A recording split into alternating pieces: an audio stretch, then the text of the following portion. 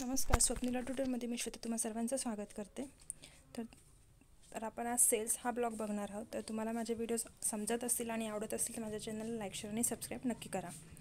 तर बघा, हा माझा टेबल आहे. या टेबलमध्ये मला एखादी सेल इन्सर्ट करायची, तर मी इथून इन्सर्ट करू शकते, इन्सर्ट सेल करून, किंवा इथे मला ऑप्शन्स दिलेले आहेत वेगवेगळे, किंवा मी राईट क्लिक करून सुद्धा इन्सर्ट करू शकते. बघा, इथे सुद्धा मला इन्सर्टचे ऑप्शन्स अवेलेबल आहे.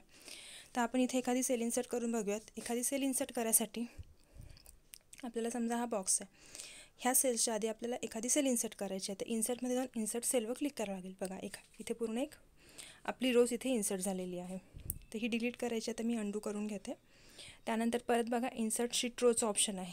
समजा आता आपल्याला रोच्या आधी करायची आहे, समजा सेकंड सिरियल नंबरच्या आधी मला एखादी रो इन्सर्ट करते, मला तो सिलेक्ट करावा लागेल.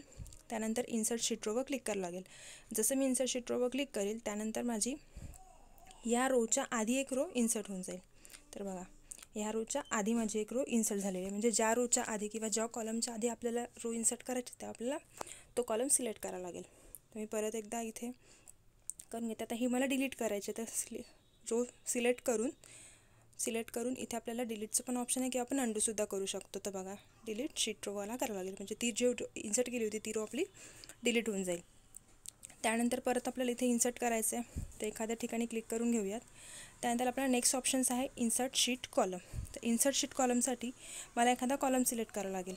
तर कॉलम आपण वरून सिलेक्ट करू शकतो. बघा, इथून आपण आपला कॉलम सिलेक्ट करू शकतो. तर ह्या कॉलमच्या आधी मला एखादा कॉलम इन्सर्ट करायचा असल्यामुळे इन्सर्ट शीट कॉलमवर क्लिक करेल. तर बघा, त्या कॉलमच्या आधी म्हणजे जे आपण सिलेक्ट केलेलं असते ना, त्याच्या आधी आपलं इन्सर्ट होऊन जाईल शीट कॉलम किंवा रो.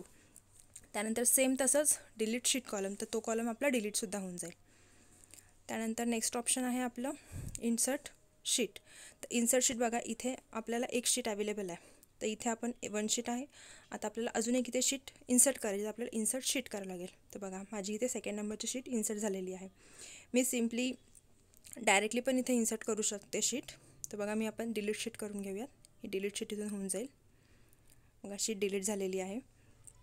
त्यानंतर इन्सर्ट शीटसाठी हे बघा, इन्सर्ट सेट केल्यानंतर डिलीट सेल करूयात. इन्सर्ट शीट रो केल्यानंतर इथून डिलीट शीट रो करू शकतो.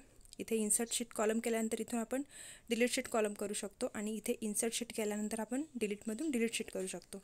आपण डिलीट शीटतून खालूनसुद्धा करू शकतो, किंवा इन्सर्टसुद्धा करून आपण खालून करू शकतो. इथे प्लसच्या साईनवर क्लिक करून इथं आपली शीट ॲड होऊन जाईल. बघा, जेवढं आपल्याला शीट्स ॲड करायचे आपण प्लसच्या साईनवर ॲड करू शकतो. आणि सेम तसंच आपण इथून त्याला डिलीटसुद्धा करू शकतो, किंवा इथे राईट क्लिक करून आपण शीटला डिलीट करू शकतो.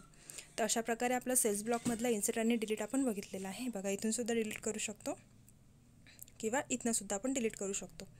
तर आपण नेक्स्टमध्ये आपण फॉर्मॅटबद्दल बघूयात. धन्यवाद.